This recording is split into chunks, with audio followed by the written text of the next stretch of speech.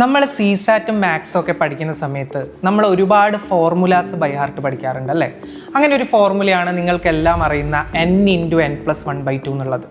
അതായത് ആരെങ്കിലും നിങ്ങളോട് ആദ്യത്തെ n നാച്ചുറൽ നമ്പേഴ്സിൻ്റെ സമ്മ് ചോദിച്ചാൽ നിങ്ങൾ പറയും n×n+1/2 ആണെന്നല്ലേ? ഒരു ഉദാഹരണത്തിന് നിങ്ങളോട് ആരെങ്കിലും 1 മുതൽ 100 വരെയുള്ള നമ്പേഴ്സിൻ്റെ സമ്മ് ചോദിക്കുകയാണെങ്കിൽ നിങ്ങൾ n×n+1/2ൽ n 100 ആക്കി എടുത്തിട്ട് 100×101/2 എന്ന് ചെയ്യും. അങ്ങനെ നിങ്ങൾക്ക് 5050 എന്നുള്ളൊരു ഉത്തരം കിട്ടും. എന്നാൽ ഈ ഒരു ഫോർമുല എങ്ങനെയാണ് വന്നത് എന്ന് നിങ്ങൾക്കറിയാമോ? അതിന് ഞാൻ നിങ്ങൾക്കൊരു കഥ പറഞ്ഞു തരാം. 18ാം നൂറ്റാണ്ടിൽ ജീവിച്ചിരുന്ന ഒരു ജർമ്മൻ മാത്തമാറ്റീഷ്യൻ ആയിരുന്നു Carl Friedrich Gauss. Prince of mathematics എന്നൊക്കെയാണ് ആൾ അറിയപ്പെടുന്നത്. അപ്പോൾ വളരെ ചെറുപ്പം തൊട്ടേ തന്നെ ഭയങ്കര മാത്സിലൊക്കെ വളരെ നല്ല താല്പര്യം പ്രകടിപ്പിച്ചിരുന്ന ഒരു കുട്ടിയായിരുന്നു ഈ കാൾ ഫെഡറിക് ഗോസ് എന്ന് പറഞ്ഞത്. അപ്പോൾ അച്ഛന് കച്ചവടത്തിന് ആവശ്യമായിട്ടുള്ള കണക്കുകളൊക്കെ വളരെ ചെറുപ്പകാലം തൊട്ടേ ഗോസ് ആയിരുന്നു പറഞ്ഞു കൊടുക്കാറുണ്ടായിരുന്നത്. അപ്പോൾ ഇങ്ങനെ ഗോസും അതേപോലെ ഗോസിൻ്റെ ക്ലാസ്മേറ്റ്സ് ഒക്കെ ഒരു ദിവസം ക്ലാസ്സിൽ ഇരിക്കുകയായിരുന്നു. അപ്പോൾ ടീച്ചർ അവർക്കൊരു അസൈൻമെൻറ്റ് കൊടുത്തു.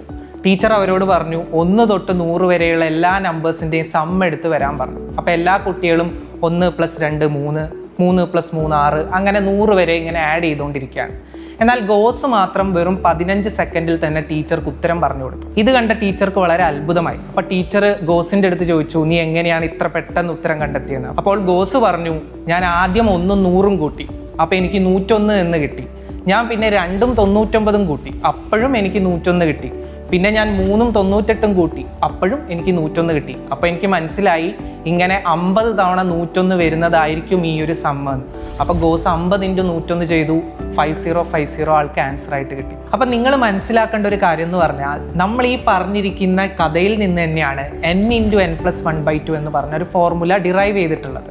അപ്പോൾ നിങ്ങളൊന്ന് ആലോചിച്ച് നോക്കിയേ, n 100 ആണെങ്കിൽ n×n+1/2 എന്ന് പറഞ്ഞാൽ 100×101/2 ആണ്. അതായത് 50×101 ആയി മാറും.